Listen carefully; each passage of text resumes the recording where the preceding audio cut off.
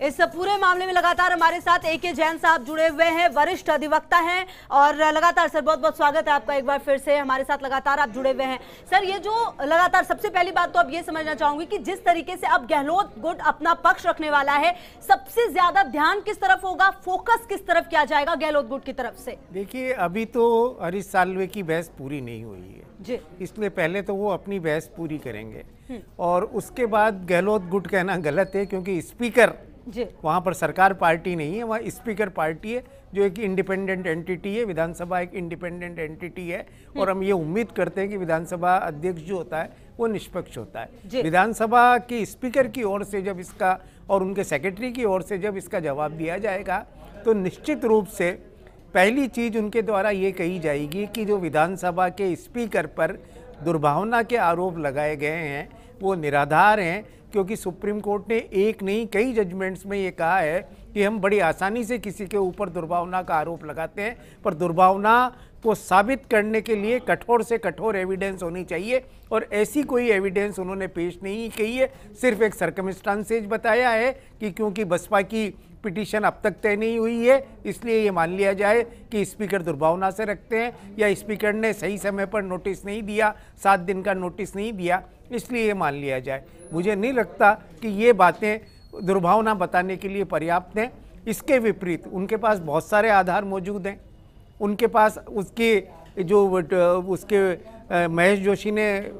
Recording पे जो इनके स्टेटमेंट पेश किए जिसमें उन्होंने कहा कि ये सरकार अल्पमत में आ चुकी है। जब कोई विधायक अपनी पार्टी की सरकार के लिए ये कहता है कि ये अल्पमत में आ चुकी है तो उसका मतलब ये माना जाएगा, जैसा यूपी के केस में हुआ था कि वहाँ गवर्नर के पास जाके कहा था, इन्होंने गवर्नर के पास जाके नहीं कहा परंतु ट्विटर पे लिखा है और मीडिया को बताया कि ये सरकार अल्पमत में आ गई है, तो इसका मतलब ये क्यों नहीं माना जाए कि ये लोग पार्टी छोड़ चुके हैं। और पार्टी छोड़ना भी अपने आप में डिस्क्वालिफिकेशन का एक ग्राउंड है और स्पीकर उस ग्राउंड पर डिस्क्वालीफाइड कर सकता है। इस ग्राउंड पर शरद यादव को राज्यसभा में डिस्क्वालीफाई किया गया था और इसी आधार पर कर्नाटक में एमएलएज को डिस्क्वालीफाई किया गया है और भी कई जगह एमएलएज को इस ग्राउंड पर डिस्क्वालीफाई किया गया है कि उन्होंने स्वेच्छा से पार्टी छोड़ दी। ये एक बहुत बड़ा आधार स्पीकर की तरफ से कहा जाएगा। दूसरी तरफ स्पीकर का ये भी कहना होगा कि जिस तरीके से हलचल चल रही है, जिस तरीके से एसओजी में मुकदमे दर्ज हो रहे हैं, इसलिए ये जरूरी तय करना बहुत ज़रूरी है कि कहीं विधायक राजस्थान छोड़ के बाहर गए हुए हैं। उन स्थिति में उन्होंने कहा ये मानना हमारे लिए भी ये परिस्थिति ऐसी थी कि हम 7 दिन का नोटिस नहीं दे पाते और अभी नोटिस दिया है, कोई कार्रवाई नहीं की। नोटिस में हमेशा ये लिखा जाता है कि अगर आप नोटिस का जवाब नहीं देंगे तो फलाने एक्ट के तहत आपके विरुद्ध कार्रवाई हो जाएगी। तीसरी बात, बार बार उन्होंने ये कहा कि साहब हम पार्टी का विरोध कर रहे थे और इसलिए स्पीकर का ये प्रिजम्पशन गलत है। तो इसमें स्पीकर के जो वकील है वो कह सकते हैं कि ये बात जो यहाँ इस हाईकोर्ट के अंदर आकर कह रहे हैं वो बात स्पीकर के सामने भी अपने जवाब में ले जाकर कह सकते हैं, क्योंकि स्पीकर जब ये डिसाइड करता है डिस्क्वालिफिकेशन को वो एक सेमी जुडिशियल कैपेसिटी में अर्थात एक न्यायिक ट्रिब्यूनल के रूप में तय करता है, किसी पार्टी के स्पीकर के रूप में तय नहीं करता। ये माना जाता है चाहे स्पीकर का मन में कुछ भी हो, पर लॉ ये कहता है अभी तक जितने भी जैसे कर्नाटक के मामले में भी सुप्रीम कोर्ट ने मना कर दिया था स्पीकर को डायरेक्शन देने के लिए कि वो क्या आदेश पारित करें। वो कहा था कि वो डिस्क्वालिफिकेशन पे जो चाहें उचित आदेश पारित कर सकते हैं, क्योंकि विधानसभा में इनको वोट देने दिए जाए। और वहाँ पर विधानसभा में सरकार गिरने के बाद स्पीकर ने डिस्क्वालीफाई किया था, जिसमें सुप्रीम कोर्ट ने ये कहा है कि इस्तीफा दे दिया हो और डिस्क्वालिफिकेशन का कृत्य आपसे उससे पहले का हो तो भी स्पीकर को राइट है कि आपने डिस्क्वालीफाई किया। लगातार ए.के. जैन साहब भी हमारे साथ जुड़े हुए हैं। जैन साहब, ये जानना भी सर बहुत जरूरी है, जैसे एक दलील दी जा रही है हरीश साल्वे की तरफ से कि स्पीकर ने प्रभावित होकर 3 दिन का समय दिया, हालांकि 7 दिन का समय देना चाहिए। इस दलील में कितना दम है? देखिए, निश्चित रूप से जो 89 के नियम है उनमें 7 दिन का नोटिस दिए जाने का प्रावधान है, परंतु साथ साथ ये भी प्रावधान है कि विशेष परिस्थितियों में 7 दिन से कम का भी नोटिस दिया जाता है। अब हरीश साल्वे का ये कहना है कि यहाँ ऐसी विशेष परिस्थितियाँ नहीं थी कि जिसमें 3 दिन का नोटिस दिया जाए, क्योंकि नागालैंड का एक मामला है और विधानसभाओं के ऐसे मामले हैं जहाँ भी नियमों में 7 दिन का प्रावधान था, परंतु वहाँ स्पीकर ने 3 दिन का नोटिस दिया और वो मामले जब सर्वोच्च न्यायालय में पहुँचे तो सर्वोच्च न्यायालय ने ये कहा कि अगर विशेष परिस्थितियाँ हों तो ये नोटिस की अवधि कम भी की जा सकती है। अब जब स्पीकर के जो लॉयर हैं वो अपनी बात रखेंगे तब वो कोर्ट के सामने उन बातों को बताएंगे कि ऐसी क्या स्थिति थी जिसके कारण से हमें 7 दिन की बजाय 3 दिन का नोटिस देना पड़ेगा, क्योंकि आपने किसी नियम को रिलैक्स किया है, किसी नियम में किसी छूट का लाभ उठाने की कोशिश की, क्योंकि नियम में ये भी कब का नोटिस दिया जा सकता है। तो आपको अब स्पष्ट करना पड़ेगा, क्योंकि अदरवाइज हरीश साल्वे का ये कहना कि भाई ये दुर्भावना से दिया गया है, उसको कहीं ना कहीं बल मिलेगा कि आपने अचानक इतनी तूफानी गति से ऐसा क्यों किया है। बिल्कुल बिल्कुल जैन साहब, लगातार आप हमारे साथ जुड़े रहिए और हमारे साथ हेमंत नाहटा साहब भी जुड़ गए हैं, वरिष्ठ अधिवक्ता हैं। बहुत बहुत स्वागत सर आपका फर्स्ट इंडिया न्यूज पर। सर क्या कुछ कहेंगे इस पूरे मामले पर जो चल रहा है, और सबसे बड़ी बात की है अब जब दूसरा पक्ष अपनी दलील रखेगा तो नजर किस बात पर होगी? नाहटा साहब।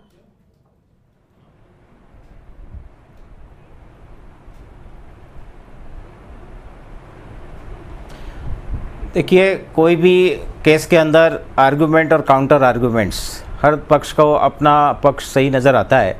और फैसला दोनों पक्षों को सुनने के पश्चात ऑनरेबल जज साहब द्वारा किया जाता है। इस केस में जो पिटिशनर हैं उनका मेन आर्गुमेंट है कि नोटिस जो है वो दुर्भावना से ग्रसित है और नियमों के विरुद्ध है और इसलिए इसको क्वैश कर दिया जाए। तो सामान्य प्रक्रम के अंदर ये एक नोटिस को क्वैश कर देने के लिए पर्याप्त है, क्योंकि कोर्ट द्वारा प्रथम दृष्टया ये देखा जाता है कि क्या पूरी कार्रवाई को देखने मात्र से दुर्भावना टपक रही है या नहीं टपक रही है। एक नियमानुसार कार्य को करने में अनियमितता हो सकती है और एक नियमानुसार किए जाने वाले कार्य को गैर कानूनी रूप से किया गया है, दोनों चीज़ों का अंतर है। तो जहां नियमों को जानबूझकर छोड़कर दुर्भावना से और एक किसी योजना के अंतर्गत नियमों को दरकिनार करके एक अप्रत्याशित प्रक्रिया अगर अपनाई गई है और ये फैक्ट अगर ऑनरेबल कोर्ट को क्लिक कर जाता है तो ऐसी स्थिति के अंदर जुडिशियल रिव्यू में उस नोटिस को क्वैश किए जाने का पूरा आधार उत्पन्न हो जाता है। जी बिल्कुल। तो कहीं ना कहीं जो बातें और दलीलें रखी जा रही हैं जैन साहब, जैसा कि कह रहे थे नाहटा साहब भी, तो अच्छा एक बात ये भी समझने वाली बात है कि अगर हाई कोर्ट का मामला है, हालांकि फैसला आना है, उस पर बहुत ज्यादा टिप्पणी होती नहीं है, लेकिन चांसेस क्या बनते हैं और अगर ऐसा होता है तो फर्क कितना किसको पड़ेगा सर? जैन साहब देखिए, अगर हम पुराने जजमेंट्स को देखें, चाहे कर्नाटक वाला देखें, उत्तर प्रदेश का जजमेंट्स देखें, वो कोहल वाला जो बेसिक जजमेंट्स हैं उसको देखें, जितने भी जजमेंट्स हैं, किसी भी मामले में हर जगह सुप्रीम कोर्ट ने ये कहा है कि स्पीकर एक इंडिपेंडेंट अथॉरिटी है, कानून में लिखा हुआ है कि उसका आदेश फाइनल है, पर साथ साथ उन्होंने ये भी कहा कि ये कॉन्क्लूसिव नहीं है और इसका जुडिशियल रिव्यू मतलब कुछ एक लिमिटेड दायरे में हाई कोर्ट और सुप्रीम कोर्ट इसको देख सकती है कि ये दुर्भावना से किया हुआ तो नहीं है। इन परिस्थितियों में यदि देखा जाए तो अभी इस स्टेज पर नॉर्मली अब तक के जो रिकॉर्ड हैं, आज क्या होगा ये मैं नहीं कह सकता, पर अब तक का रिकॉर्ड ये है कि स्पीकर के मामलों में न्यायालयों ने हस्तक्षेप नहीं किया है। जब तक स्पीकर अंतिम आदेश पारित नहीं कर दे तब तक न्यायालय सामान्यतः ऐसे मामलों में हस्तक्षेप नहीं करता। कर्नाटक के मामले में भी सुप्रीम कोर्ट ने, स्पीकर ने जब अंतिम आदेश पारित करके उनको डिस्क्वालीफाई किया तब हस्तक्षेप किया, और वो भी इतना हस्तक्षेप किया कि उन्होंने ये इंटरप्रेट किया कि स्पीकर को ये पावर नहीं थी कि वो पूरी की पूरी विधानसभा, जब तक ये 5 साल विधानसभा रहेगा तब तक ये चुनाव नहीं लड़ सकेंगे, ऐसा कानून पारित कर दे, ऐसा आदेश पारित कर दे, क्योंकि 191(2) में ऐसा प्रावधान नहीं है, इसलिए उनका डिस्क्वालिफिकेशन उनकी सदस्यता समाप्त होने के साथ साथ चला जाता है और वो फ्रेश चुनाव लड़ सकते हैं। इसके अलावा और कोई उदाहरण अभी तक नहीं मिल रहे हैं ऐसे जहां स्पीकर को इस स्टेज पर रोक दिया गया हो कि वो आगे कार्रवाई नहीं करे। आज क्या होता है, आज साल्वे साहब क्या नई बात बता पाते हैं, या सरकार की ऐसी कौन सी गलतियां जिसमें कुछ मैंने उदाहरण स्वरूप दी है कि एक तरफ तो सरकार ये कह रही है कि एक तरफ इस पर जो विप हैं वो ये कह रहे हैं कि ये पार्टी छोड़ चुके हैं, और दूसरी ओर उसके 3 दिन बाद उनमें से 2 आदमियों को निलंबित किया जाता है और बाकी के लिए कहा जाता है कि आपके लिए रास्ते खुले।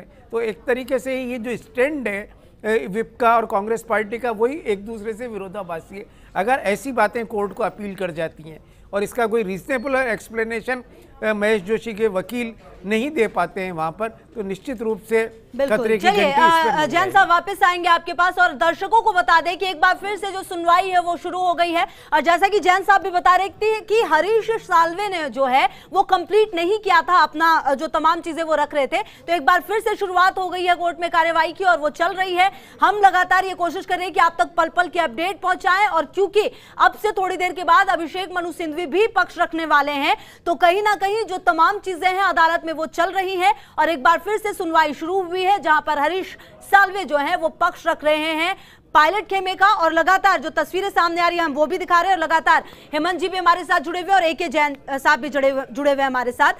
हेमंत जी, एक सवाल मेरा ये था कि अब तक जो हरीश साल्वे ने जो पक्ष में बातें रखी हैं पायलट खेमे के, चाहे वो ये कह रहे हैं कि फ्रीडम ऑफ स्पीच है, चाहे वो ये कह रहे हैं कि जो बातें हुई हैं स्पीकर को काफी सारी बातें उन्होंने कही, उनकी उस तमाम बातों को आप कैसे देखते हैं? जो उन्होंने पक्ष रखा है उसको आप कैसे देखते हैं?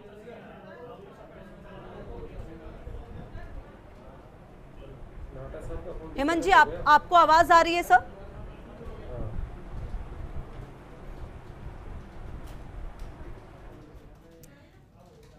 चलिए, हम लगातार सवाल जवाब का सिलसिला हमारा चल रहा है और लगातार AK जैन साहब भी हमारे साथ जुड़े हुए हैं। जैन साहब, आपसे भी मेरा यही सवाल है कि जो अब तक हमने तमाम चीज़ें देखी हैं, हरीश साल्वे ने जो भी बातें रखी हैं, चाहे वो कह रहे हैं कि फ्रीडम ऑफ स्पीच है, चाहे वो और भी बातें जो रख रहे हैं, उसमें कितना आपको दम नजर आता है और क्या कुछ और पॉइंट्स है जो अभी वो उठाएंगे, क्योंकि अब अभिषेक मनु सिंघवी भी अपनी बातें रखने वाले हैं? देखिए, अभी तो हरीश साल्वे ने जो अपनी पिटीशन में लिखा है वो ही उठाइए, उसके बाद जो कुछ हुआ है या कुछ अन्य बातें हुई है जैसे देशद्रोह का मुकदमा दर्ज करना, आपको अजीब सा, हमें तो सुनकर ही बड़ा अजीब सा लग रहा है कि एक केंद्रीय मंत्री के विरुद्ध, जो केंद्र यूनियन ऑफ इंडिया का मिनिस्टर है, उसके खिलाफ राज्य की सरकार देशद्रोह का मुकदमा दर्ज कर रही है। तो इस मुद्दे को भी वो उठाएंगे। तो ये मुद्दा एक अपने आप में गंभीर है कि क्या कोई केंद्र का मंत्री रहते हुए भी देशद्रोही का मुकदमा उसके खिलाफ दर्ज किया जा सकता है? एक बहुत बड़ा महत्वपूर्ण प्रश्न है जो आज नहीं तो कल इस मामले में उठने वाला है। दूसरा मामला ये है कि क्या SOG सिर्फ टेलीफोन पर पैसे की लेन देन की बात को देशद्रोह मान सकती है, जबकि कोई बाई फोर्स किसी गवर्नमेंट को हटाने का प्रयास नहीं किया जा रहा है, सिर्फ सरकार बदलने की बात की जा रही है संविधान के अंतर्गत, संविधान के विपरीत जाकर नहीं। तो ये कुछ ऐसे प्रश्न हैं जो ये बताने के लिए शायद हो सकता है कि वो बताएं कि ये राज्य सरकार की दुर्भावना या सरकार की दुर्भावना इन मामलों से झलक रही है कि वो किस तरीके से इस मामले को अटकाना चाहते हैं। पर मैं दूसरी बात कहना चाहूँगा कि निश्चित रूप से सचिन पायलट पक्ष ने इस मामले को तुरंत सुप्रीम कोर्ट में, यदि वो अपने पक्ष में आदेश नहीं ले पाते हैं, ले जाने की पूरी तैयारी की हुई है और इसीलिए वो सिंगल बेंच की बजाय डबल बेंच के अंदर मामला लेकर आए, क्योंकि अगर SP से वो डिसाइड करवाते तो उनको DB में आने पड़ता, पर वो इस मामले को अपने विपरीत हो जाने पर या वांछित रिलीफ नहीं मिलने पर, मान लीजिए विपरीत नहीं भी होता पर उनके पक्ष में नहीं होता है और कोई आदेश ही पारित नहीं होता है, तो भी वो सुप्रीम कोर्ट ले जाएंगे। इस बात की उन्होंने पूरी तैयारी की हुई है। देखिए, जो बहस चल रही है वो तो कोर्ट में चल रही होगी, क्यास हम ये लगा सकते हैं कि जैसा कि कल मैंने आपके TV पे भी बोला था कि ये जो इन्होंने रिट पिटीशन लगाई है ये एक प्रीमेच्योर पिटीशन है। अभी स्पीकर साहब ने सिर्फ नोटिस दिया और नोटिस को देने की उनकी पावर है, कॉन्स्टिट्यूशन में ऐसा प्रावधान है कि वो नोटिस दे सकते हैं। अब ये उस नोटिस देने की पावर को ही चैलेंज करने हाईकोर्ट आ गए और हाईकोर्ट आके उसकी कॉन्स्टिट्यूशनल वैलिडिटी को चैलेंज कर रहे हैं। तो कॉन्स्टिट्यूशनली वैलिड तो ये चीज़ है ही, इसलिए कॉन्स्टिट्यूशन में प्रावधान है और अभी तक सुप्रीम कोर्ट ने कोई उस प्रोविज़न को अल्ट्रा वायरस डिक्लेयर नहीं किया है। तो जो स्पीकर साहब ने किया है, उनका जो नोटिस देना है वो विधि सम्मत है। तो मैं समझता हूँ कि इसी आर्ग्यूमेंट पे अभिषेक जी अपना थ्रस्ट रखेंगे और प्रीमेच्योर मानते हुए कोर्ट इसको डिसमिस करेगा। बिल्कुल, ये कयास यही लगाए जा रहे हैं। जैन साहब, अगर कोर्ट डिसमिस कर देता है तब क्या होगा, और अगर समय दिया जाता है तो वो किसके लिए बेहतर होगा? देखिए, मैं पहले आपके प्रश्न का जवाब देने से पहले अभी आपने जो ये मानेसर दिखाया है, जी जी जी, इसके बारे में दो बातें कहना चाहूंगा। बिल्कुल बिल्कुल। कि ये बानेसर में जो हो रहा है ये हरियाणा सरकार और राजस्थान सरकार का पॉलिटिकल ड्रामा है, क्योंकि कानून के अनुसार राजस्थान की पुलिस अगर मानेसर जाती है हरियाणा में या दूसरी स्टेट में जाती है तो वहां किसी भी आदमी से पूछताछ करने के लिए या गिरफ्तार करने के लिए उन्हें वहां के चीफ जुडिशियल मजिस्ट्रेट से अथवा वहां के सुप्रिटेंडेंट ऑफ पुलिस से अनुमति लेनी पड़ेगी। इसलिए हमारे सहयोगी शायद सर वो सीधे नहीं जा सकते, वो संबंधित थाने में जाकर अपनी रिपोर्ट करेंगे, वहां के एसपी से अनुमति लेंगे या वहां के सीजीएम से अनुमति लेंगे। इसलिए ये जो इधर इन्होंने भी फोर्स लगा दी और वो जा रही है, ये सिर्फ एक पॉलिटिकल ड्रामा टाइप है। मेरे ये समझ में नहीं आ रहा कि पुलिस इसका भाग क्यों बन रही है। दूसरी बात आपने ये कही थी कि अब वहां पर कितना इसका स्कोप बचता है, कि वहां क्या बातें वो कहने वाले हैं या क्या आधार बनता है। और तो दोनों सिचुएशन में सर इम्पैक्ट क्या होगा, अगर समय दे दिया जाता है और आगे बढ़ा दिया जाता है तो क्या कुछ हो सकता है? पहली चीज तो ये कि हाईकोर्ट को अगर ये लगे कि देखने में ही जो ये नोटिस है स्पीकर ने दुर्भावना पूर्वक जारी किया है, ये वो कन्विंस हो जाए सालवे की वजह से कि ये लीगल नोटिस नहीं है बल्कि इलीगल तरीके से मेलाफाइडली दिया गया है, तो वो इस स्टे की प्रोसीडिंग्स को रोक सकते हैं। परंतु आज तक कभी भी स्पीकर के स्टे को किसी भी न्यायालय ने हिंदुस्तान में नहीं रोका है। दूसरी बात, यदि वो समय देते हैं और या महेश जोशी जैसे 3 दिन का समय मांग रहे हैं, तो ऐसी स्थिति में हरीश साल्वे, सचिन पायलट के जो लोग हैं वो ये कह सकते हैं कि यदि सामने वाले पक्ष समय मांग रहा है तो तब तक हमें इतना प्रोटेक्शन दिया जाए कि हमारे विरुद्ध स्पीकर किसी प्रकार की कोई कार्रवाई नहीं करें या हमें जवाब देने से रोका जाए या हमें कुछ न कुछ किया जाए। अगर इस समय कोर्ट देती है तो इस बात की ज़्यादा संभावनाएं होती है कि तब तक के लिए, जिसे हम इंटरिम प्रोटेक्शन कहते हैं, कि कुछ समय के लिए प्रोटेक्शन सचिन पायलट या उनके लोगों को दिया जा सकता है। यदि ये पिटीशन डिसमिस हो जाती है या प्रोटेक्शन दिए बिना ही तारीख आगे दे दी जाती है, उस परिस्थिति में मेरा ये मानना है कि सचिन पायलट ग्रुप की स्पेशल लीव पिटीशन तैयार रखी हुई है, वो तुरंत सुप्रीम कोर्ट का रुख करेंगे और वहां से स्टे मांगेंगे कि स्पीकर हमारे विरुद्ध आदेश पारित नहीं करे। बिल्कुल बिल्कुल। और लगातार नाहटा साहब भी हमारे साथ जुड़े हुए हैं। हेमंत जी, मेरा सवाल यही था सर कि जिस तरीके से तमाम चीजें हो रही हैं, हम पल पल के अपडेट भी पहुंचा रहे हैं और ये भी बात करें कि संभावनाएं क्या हो सकती हैं। हालांकि हाईकोर्ट उसमें तमाम चीजें चल रही हैं और उस पर बहुत ज्यादा हम टिप्पणी नहीं कर सकते, जो भी होगा वो लगातार हम फर्स्ट इंडिया न्यूज के माध्यम से अपने दर्शकों को बता रहे हैं। लेकिन मेरा सवाल ये था कि जिस तरीके से बात फ्रीडम ऑफ स्पीच की गई है, 10वीं अनुसूची की बात की जा रही है या फिर दल बदल कानून की बात की जा रही है, कितना प्रभावशाली रहा है इन तमाम सिनेरियो में अगर देखें तो हरीश साल्वे का जो पक्ष रहा है, और अब जब आगे बातें होंगी तो और क्या स्कोप बन जाते हैं इसके लिए?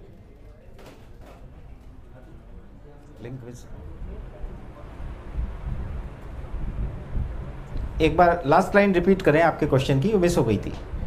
बिल्कुल हेमंत जी, मेरा सवाल ये था कि जिस तरीके से हरीश साल्वे ने जो अपना पक्ष रखा है, कंप्लीट कर लिया उन्होंने फिलहाल, तो अभी जो हम तो खबर आ रही है जो हम अपने दर्शकों को बता रहे हैं, बात फ्रीडम ऑफ स्पीच की गई, 10वीं अनुसूची की गई, दल बदल कानून की बात की गई, साथ ही कुछ मांगे भी की जा रही है, तो कहीं ना कहीं जो ये पूरा सिनेरियो रहा उसको आप कैसे देख रहे हैं? और आने वाले समय में अभिषेक मनु सिंघवी की तरफ से कौन से ऐसे स्ट्रॉन्ग पॉइंट होंगे जो रखे जाएंगे और कितना ज्यादा दोनों पक्षों को अभी फिलहाल हम ये समझ सकते हैं कि आगे क्या कुछ हो सकता है?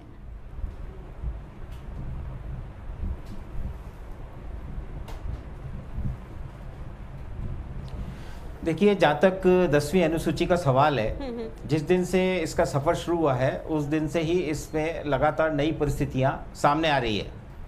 क्योंकि आम नागरिकों के अलावा जो राजनीतिज्ञों की जो सोचने समझने की जो शक्ति होती है, मेरे को लगता है कि वो आम नागरिकों से ज़्यादा है। तो जो कानून का जो उपयोग या दुरुपयोग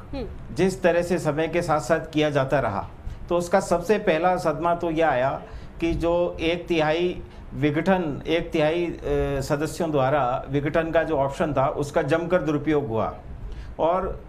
चुनावों में, जनरल इलेक्शंस में चुनी गई सरकारों को काफ़ी अस्थिरता का सामना करना पड़ा और काफ़ी चुनावी लेन देन और इस तरह की चीज़ें सामने आने लगी जो कि अनैतिक किस्म की थी। इसके पश्चात दलों में विघटन का एक तिहाई हिस्से के कारण विघटन होने को दल बदल नहीं मानने का ऑप्शन हटाया गया। अब जो एकमात्र ऑप्शन छोड़ा गया है वो छोड़ा गया है कि यदि मूल राजनीतिक दल का विलय किसी दूसरी पॉलिटिकल पार्टी में हो जाता है और उस विलय को राज्य के विधायक दल के 2/3 सदस्य अपनी सहमति दे देते हैं तो उसे दल बदल नहीं माना जाएगा। तो ये एक लार्जर एरिया था कि जहां पर कनेक्शन चला गया। नहीं सर, आपकी आवाज आ रही है, कंप्लीट करें। ब्रेक के बाद आप सभी का स्वागत है और लगातार हम बात कर रहे हैं सरकार शह और मात की, क्योंकि ये जो लड़ाई है वो कोर्ट पहुंच चुकी है और कहीं ना कहीं हम लगातार कोशिश ये कर रहे हैं आप तक कि तमाम चीजें जो कोर्ट के अंदर हो रही है, क्या कुछ हो रहा है वहां पर, ये भी पल पल हम आपको बता रहे हैं और आगे क्या कुछ हो सकता है ये भी बता रहे हैं। हेमंत नाहटा साहब लगातार हमारे साथ जुड़े हुए, AK जैन साहब लगातार जुड़े हुए और AK सिंह साहब भी लगातार हमारे साथ जुड़े हुए, वरिष्ठ अधिवक्ता हैं, लगातार जुड़े हुए हमारे साथ। सिंह साहब, मेरा आपसे ये सवाल था कि सचिन पायलट की तरफ से ये कहा गया, मतलब जो साल्वे ने कहा है सचिन पायलट की तरफ से कि मैं अगर सरकार गिरा रहा होता तो कोई बात होती, लिमिट को क्रॉस कर रहा होता तो कोई बात होती, लेकिन मैंने अपनी बात रखी है जो फ्रीडम ऑफ स्पीच का पार्ट है, जो आर्टिकल 19 के तहत मुझे मिलता है। कितना दम है इसमें?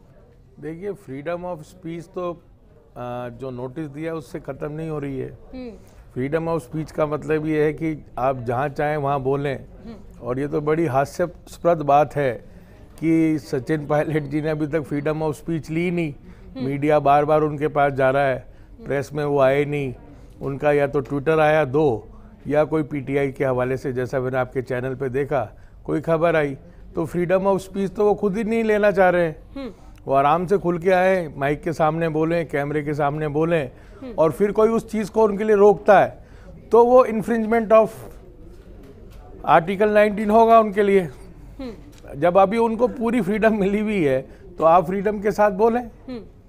कोई उनको रोक तो रहा नहीं है। तो मतलब ये जो दलील दी गई उसमें आपका यही कहना है कि जो फ्रीडम ऑफ स्पीच है वो उसका इस्तेमाल ही नहीं कर रहे हैं। भाई दलील तो आज जो उनको फ्रीडम मिली हुई है कॉन्स्टिट्यूशन में, उनका सबका वो एक्सरसाइज कर रहे हैं। उनको मुकदमे लड़ने की छूट है, मुकदमा लड़ रहे हैं, वकील करने की जरूरत है, वकील लड़ रहे हैं, पैर भी करवाने की जरूरत है, पैर भी करा रहे हैं। तो अब ये कहाँ हो गया कि एक यदि स्पीकर ने कोई नोटिस दे दिया तो स्पीकर ने कोई उनका राइट तो छीना नहीं। स्पीकर ने कोई चीज उनसे पूछी, उसका वो जवाब दे दे,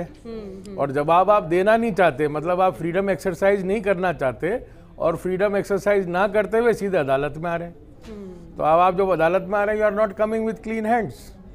तो कोर्ट इस चीज का कॉग्निजेंस तो लेगी, ऐसा मुझे लगता है। बिल्कुल। जैन साहब, क्या लगता है आपको, क्योंकि इसी बात को कहते हुए ये कहा गया कि इसलिए इस नोटिस को तुरंत रद्द कर दिया जाए? देखिए, फ्रीडम ऑफ स्पीच तो एक वन ऑफ द ग्राउंड है, और नॉर्मली इस तरह की जब पिटीशंस लगाई जाती हैं तो उसमें इस क्वेश्चन को उठाया जाता है। पर उनके विपरीत ये जाता है कि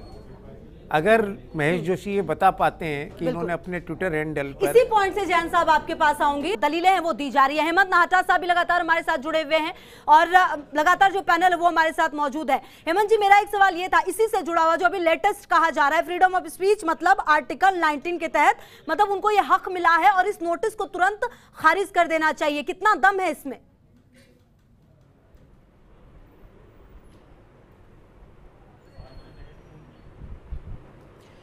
इसमें काफ़ी दम है जी। क्योंकि जो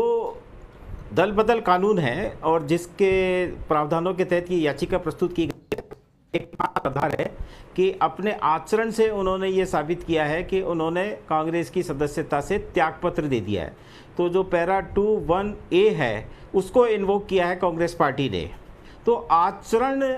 को डिफाइन करना एक बहुत बड़ा प्रोजेक्ट है, क्योंकि अभी तक के जो डिसाइडेड केसेस हैं उसके अंदर जहाँ जहाँ आचरण को देखते हुए डिस्क्वालीफाई किया गया है, उसमें उन MLAs का जो कंडक्ट था वो इतना डायरेक्ट नेचर का था जिससे प्राइमा फेसा ये अपीयर हो रहा था कि उन्होंने अपने दल की सदस्यता त्याग दी है। जैसे कि राज्यपाल से मिलने जाना या एक अपना प्रतिवेदन प्रस्तुत करना, एक सरकार को गिराने का प्रयास करना, आज जो हमारे सामने केस है उनमें और डिसाइडेड केसेस के अंदर फंडामेंटल डिफरेंस है। इसमें इन लोगों ने कोई भी ऐसा ओवर्ट एक्ट, ऐसा कोई परोक्ष कृत्य नहीं किया है कि जिससे ये प्रथम दृष्टया लगे कि इन्होंने कोई सरकार गिरा देने की कार्रवाई की है। इंटरनल ऑर्गेनाइजेशनल डिस्प्यूट्स को सरकार गिरा देने के समकक्ष कहा जाना अपने आप में ही एक ऐसा ग्राउंड है जो कि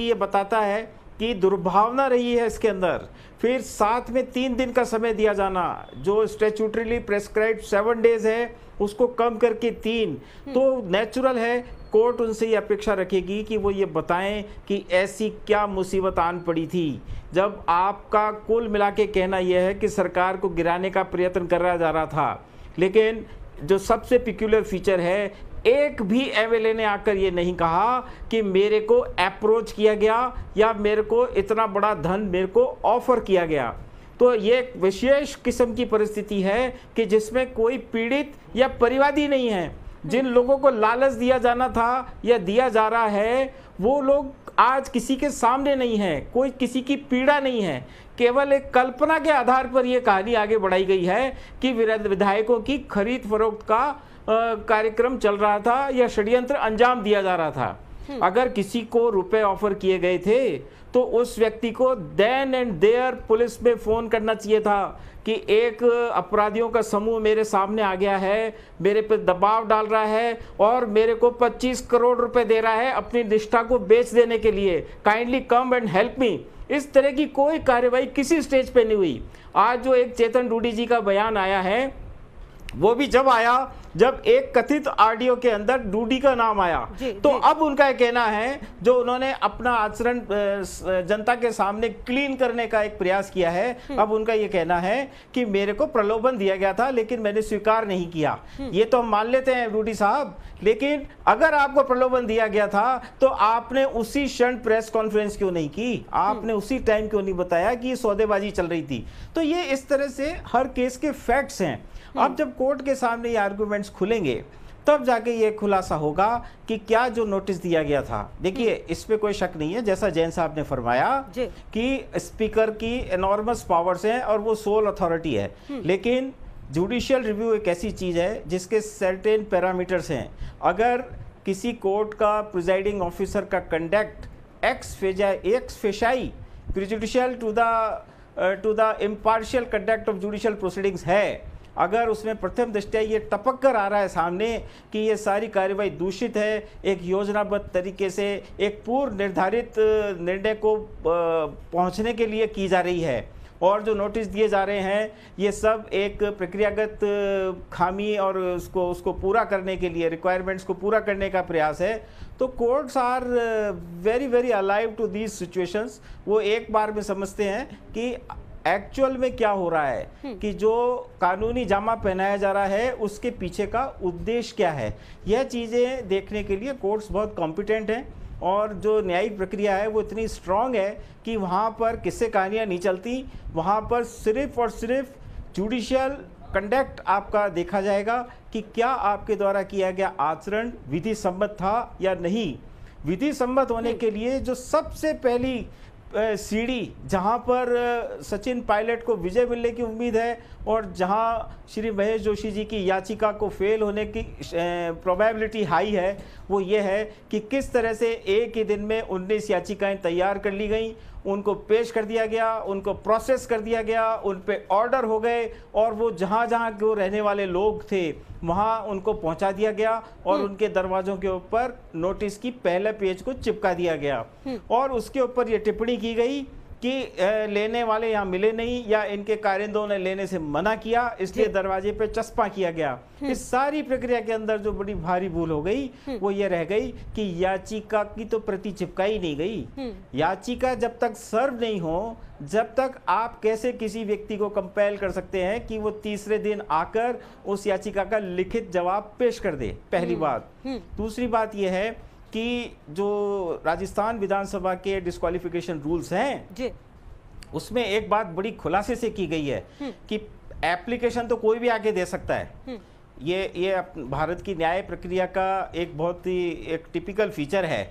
कि कोई भी आदमी आके न्यायालय का दरवाजा खटखटा सकता है। तो याचिका तो कोई भी प्रस्तुत करे, उसके पश्चात कोर्ट का भी कर्तव्य बनता है कि वो ये देखे कि क्या ये जस्टिशिएबल है, क्या इसके ऊपर एक कदम भी आगे बढ़ा जाना चाहिए। बिल्कुल। तो इसी तरह से स्पीकर महोदय के ऊपर भी भार डाला गया है कि सबसे पहले चलिए वापस आते हैं मन जी, लगातार जो आपने बातें बताई हैं वो बहुत महत्वपूर्ण है। सिंह साहब, एक रिएक्शन मेरे को आपका इस पे चाहिए होगा और जैन साहब आपका भी, कि जिस तरीके से तमाम बातें और ये कहा जा रहा है, एक इंपॉर्टेंट लाइन ये कही जा रही है कि हमने विद्रोह नहीं किया है, हमने पार्टी के अंदर अपनी बात रखी है। इस लाइन में कितना दम है सिंह साहब? देखिए, मैंने पहले भी बोला था कि ये कोई हम पॉलिटिकल बात करने यहाँ नहीं आए, हम एक आपको लीगल चीज बता रहे हैं। जी। जो ये सारा मैटर है, ये Shrimant Bala Sahib Patel versus honourable speaker Karnataka legislative assembly में ये सुप्रीम कोर्ट ने तय कर दिया। सुप्रीम कोर्ट ने क्लियर कट बोला है कि हम स्पीकर की पावर्स जो हैं और जो उसका निर्णय है उसके ऊपर अपीलेट अथॉरिटी बन के नहीं बैठेंगे। और ये जो वहाँ पे एमएलए गए सुप्रीम कोर्ट, उनको कहा गया कि जो भी आपको अपनी चीज़ कहनी है वो स्पीकर महोदय के सामने कहें। अब जैसे मेरे लायक दोस्त ने बताया कि उसमें नोटिस में कमी रह गई या उनको प्रति नहीं मिली, तो उसके लिए वो दूसरे दिन जाके स्पीकर महोदय को कहते कि साहब मुझे प्रति दो, और मुझे 3 दिन नहीं, मुझे 7 दिन चाहिए, 10 दिन चाहिए। और यदि स्पीकर कोई न्यायिक निर्णय इस मामले पे नहीं लेता तो कोर्ट इमीडिएटली इंटरफेयर करता। पर जब ये किसी के सामने गए ही नहीं, आपने नोटिस लिया नहीं जैसा बता रहे साहब, तो इन सब चीज़ों को देखते हुए मैं समझता हूँ ये एक बेसिस ऑफ आर्ग्यूमेंट मान लिया जाए, परंतु विधि सम्मत नहीं है। सुप्रीम कोर्ट का सेटल्ड लॉ है कि इस तरह की सारी स्थितियों के अंदर सिर्फ और सिर्फ स्पीकर का डिसीजन ही पैरामाउंट डिसीजन होगा। बिल्कुल बिल्कुल। जैन साहब जी, देखिए, श्रीमंत बाला साहेब पाटिल वाला जो जजमेंट है वो कर्नाटक के मामले को लेकर दिया हुआ जजमेंट है। और इस जजमेंट में सिवाय एक बात के कि जो डिस्क्वालिफिकेशन है वो पूरे टर्म के लिए नहीं हो सकती, कि बस उसकी स्वतंत्र सदस्यता चली जाएगी, वो चुनाव लड़ सकता है। यहाँ तक पुराने निर्णयों को बदला गया है, बाकी सारे के सारे पुराने निर्णय एज इट इज इसमें फॉलो किए गए हैं। और यदि हम उस जजमेंट को पढ़ें, 670 पेज का निर्णय है, तो उसमें लगभग 550 पेज पुराने जजमेंट्स जो हैं उनको कोट किया हुआ है, और उन्हीं को उन्होंने माना गया है कि नेचुरल जस्टिस क्या है, और आपका मेलाफाइड्स किसको कहा जा सकता है, जुडिशियल रिव्यू का स्कोप कितना है, हम कहाँ तक हाई कोर्ट या सुप्रीम कोर्ट स्पीकर के मामलों में इंटरफियर कर सकती है। और उसमें क्रिस्टलाइज उन्होंने कहा कि जुडिशियल रिव्यू की पावर बड़ी लिमिटेड है।